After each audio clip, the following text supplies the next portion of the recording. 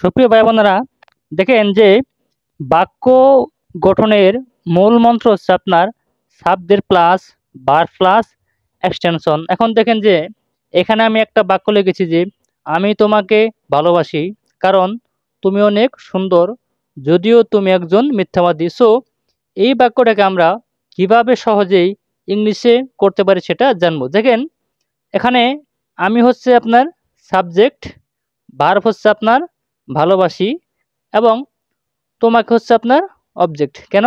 কারণ আমরা জানি যে সাবজেক্টকে আমরা যখন কি অথবা কাহাকে দ্বারা প্রশ্ন করব, যখন যেটা পাবো সেটা হবে আপনার অবজেক্ট। তাহলে আমি যদি বলি যে আমি ভালোবাসি, আমি কাহাকে ভালোবাসি? তোমাকে। এখানে এটা হচ্ছে আপনার অবজেক্ট। এরপরে বলছে কারণ মানে কি বিকজ তুমি অনেক সুন্দর। এই বাক্যে দেখেন তুমি হচ্ছে আপনার সাবজেক্ট এবং অনেক সুন্দর হচ্ছে আপনার অ্যাডজেক্টিভ। এরপরে দেখেন যে যদিও মানে কি দো অথবা ওল দো। তাহলে যদিও তুমি একজন মিথ্যাবাদী, তাহলে এখানে তুমি হচ্ছে আপনার সাবজেক্ট এবং মিথ্যাবাদী হচ্ছে আপনার অবজেক্ট। দেখেন এখানে আমি তিনটা বাক্যকে কারণ এবং যদিও দ্বারা যুক্ত করেছি। এটা হচ্ছে একটা আপনার কমপ্লেক্স সেন্টেন্স। ওকে, তাহলে দেখেন আমি মানে কি আই, তাহলে আই। এরপরে বার্ফ, এখানে বার্ফ হচ্ছে কি ভালোবাসি, তাহলে আই লাভ, আমি ভালোবাসি কাকে? অবজেক্ট, অবজেক্ট হচ্ছে আপনার তোমাকে, তাহলে আই লাভ ইউ, আমি তোমাকে ভালোবাসি।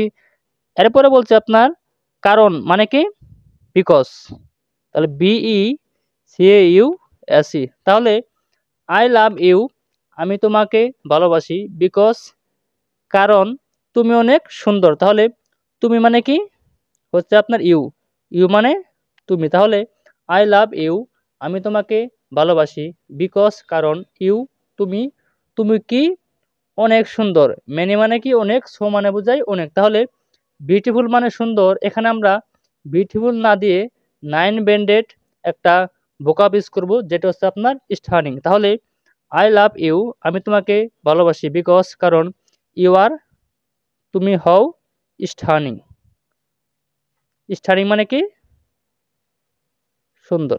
এখানে একটা এন হবে, তাহলে দেখেন যে এখানে sorry ST U double N I N G হবে এখানে। যাই হোক, দেখেন যে ইউ আর স্টার্নিং, তুমি অনেক সুন্দর। এখন প্রশ্ন হচ্ছে যে এখানে আরটা অর্থাৎ বার্ফটা আসলো কই থেকে? দেখেন যে এখানে আপনার মূলত বাক্যটা ছিল যে তুমি হও অনেক সুন্দর, অর্থাৎ তুমি হও অনেক সুন্দর, কিন্তু বাংলা বাক্যের ক্ষেত্রে আমরা এই হওটা বা হয়টা না নিয়ে আসলেও চলে।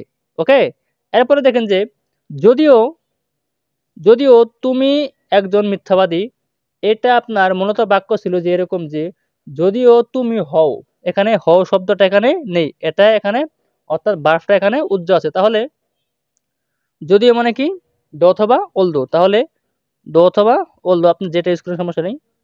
তাহলে দো যদিও, তুমি মানে কি ইউ, তাহলে দো ইউ যদিও তুমি হও, যদিও তুমি হও একজন মিথ্যাবাদী, তাহলে ইউ আর, আর মানে হও, তাহলে দো ইউ আর যদিও তুমি হও, তুমি কি হও? এ মানে একজন মিথ্যাবাদী মানে কি লায়ার, তাহলে দো যদিও ইউ আর এ লায়ার। তাহলে বাক্যটা কি হলো?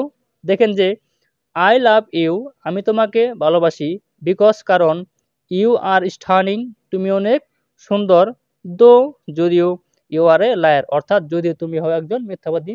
এটা হচ্ছে আপনার কমপ্লেক্স সেন্টেন্স এবং এটার মান হচ্ছে আপনার band 9। Okay, so my dear friends, আপনারা যদি বাসায় এইভাবে প্র্যাকটিস করেন তাহলে আপনি ইংলিশটা শিখতে পারবেন। এইভাবে প্র্যাকটিস না করলে আপনি কখনোই ইংলিশে কথা বলতে পারবেন না, প্লাস ইংলিশ লিখতে পারবেন না। So my dear friends, thank you so much for watching my video. See you again in the next video, next part. Be safe. Assalamu alaikum.